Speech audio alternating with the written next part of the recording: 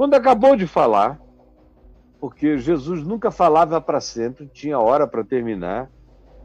Quando acabou de falar o que ele queria dizer, o que ele, naquela manhã, naquele dia, tinha determinado falar, tinha começo, meio e conclusão.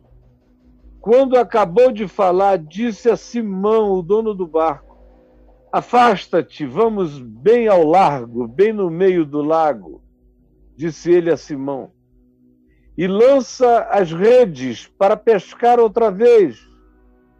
Então Simão Pedro, respondeu-lhe: mestre. Já estava chamando de mestre porque tinha visto que o cara ensinava e ensinava com uma fluência pervasivamente penetrante, constrangedoramente arrazoante, carregada de uma racionalidade atordoante.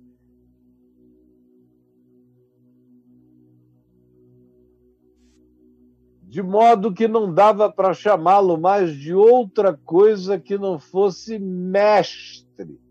Mestre. Então diz ele aqui, mestre, havendo eu e os meus amigos, sócios, trabalhado toda a noite pescando, e nós conhecemos esse lago, nada apanhamos. Mas, já que tu estás pedindo, já que tu estás dizendo, solicitando, sobre esta tua palavra que eu acabei de ouvir, eu acabei de te ouvir falando, e o que tu falaste é chocante. Então, com base na autoridade com a qual tu falaste, tu te comportaste, tu fizeste tudo, tu deves saber o que tu estás dizendo agora também. Porque tu sabias o que tu estavas dizendo antes, enquanto tu estavas falando.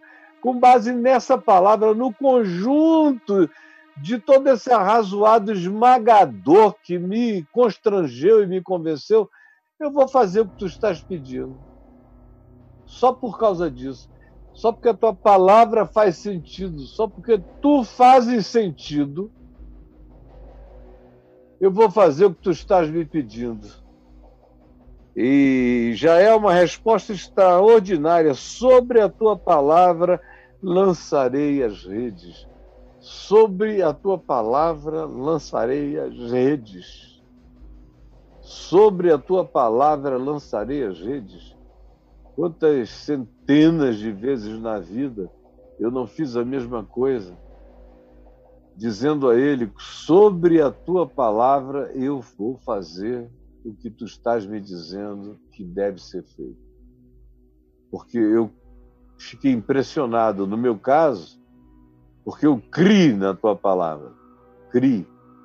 Então não me resta outra alternativa a não ser obedecê-la, a não ser lançar as redes, a não ser fazer o que tu dizes, por causa da autoridade de como falaste, e por causa do arrazoado e imbatível do que tu disseste, com base no conjunto do que tu és e do que tu falas, eu só te conheci agora, mas já é o bastante, eu nunca vi nada igual.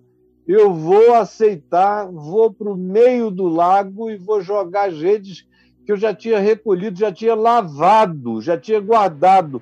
Vou lançar as redes outra vez, o que é um trabalho enorme. Só quem pesca com tarrafa, com rede grande, de arrastão, sabe a dificuldade enorme de, depois de ter limpado uma rede toda, outra vez levá-la para jogá-la a um lugar onde você tinha passado a noite inteira pescando e conhecia o ofício e não tinha pegado nada. Literalmente, é aquela história: o mar não está para peixe. O mar não está para peixe, que é um provérbio que pode ser tirado exatamente aqui de Pedro. Mestre, o mar não está para peixe, mas sobre a tua palavra eu lançarei as redes. É como na pandemia: o mar não está para peixe, mas sobre a tua palavra eu vou tentar, eu vou fazer. agora. Aí ele fez. E quando acabou de falar essas coisas e dizer isto a Jesus, foi. E isto fazendo,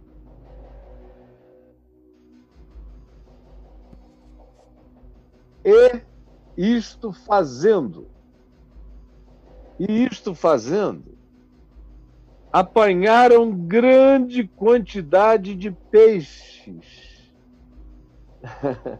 O cara passou a noite inteira com os amigos todos em 2 barcos, não conseguiu pegar nada. Agora, depois de dizer eu farei e lançarei sobre a tua palavra, quer dizer, ele já não está mais jogando as redes ao mar, ele está jogando a rede sobre a palavra. Não era mais no lugar onde ele tinha jogado a rede e não tinha apanhado nada. Ele estranha e rapidamente decidiu jogar as redes sobre a palavra. A palavra tinha tomado o lugar do mar inteiro. A palavra tinha tomado o lugar do mercado todo. A palavra tinha tomado o lugar da realidade e da conjuntura comercial, que era o que o mar significava para Pedro. No apanhar de peixes, era uma indústria pesqueira, porque ele estava ali para produzir em série, para pescar em série, para vender tudo para Mateus, que era o coletor de impostos, eram inimigos, trabalhavam do lado diferente do processo econômico. Mateus cobrando impostos, e o peixe que Pedro ia pegar, ele ia ter que entregar a Mateus. E Mateus iria pagar a Pedro com charque, porque o peixe fresco iria para Jerusalém, para as aristocracias de Jerusalém e para os ricos da Galiléia. O pescador não comia o peixe que pegava, e ninguém que com ele trabalhava, ele tinha que trocar na coletoria, que estava ali do lado, de modo que o coletor via a pescaria, e quando o cara pescava, ele já ia lá, ó, pode trazer para mim e pega lá o teu charque, tantos quilos, fosse como fosse o peso atribuído. Essa era a história que iria vigir entre eles imediatamente. Então, fazendo Pedro isto, apanharam grande quantidade de peixes. Grande, grande, grande. E rompiam-se-lhes as redes que não aguentavam. Era uma fartura súbita para quem tinha pescado a noite inteira sem apanhar nada. De repente, ele não tinha onde botar peixe. Os peixes se suicidaram na rede, correram com avidez, cada peixe chamando outro peixe para dentro da rede de Pedro. É interessante como, quando a gente faz as coisas crendo na palavra, com essa esperança na palavra e transformando a palavra no negócio em si,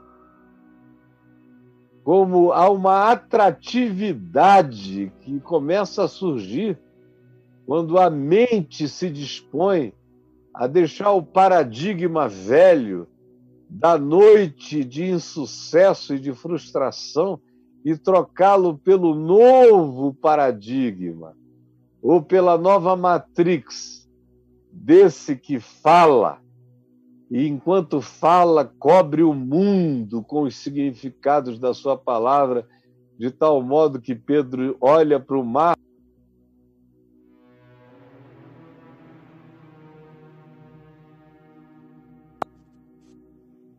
de modo que Pedro olha para o mar e agora só vê a esperança da palavra que ele tinha acabado de ouvir.